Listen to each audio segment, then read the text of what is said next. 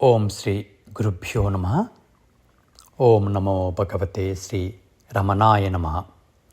శ్రీ దక్షిణామూర్తి ధ్యాన స్తోత్రం నెంబర్ 4. నిదయే సర్వ విద్యానాం బిసజే భవరోగిణాం గురవే సర్వలోకానాం దక్షిణామూర్తయే నమః. నిదయే సర్వ విద్యానాం బిసజే భవరోగిణాం గురవే సర్వలోకానాం దక్షిణామూర్తయే నమః.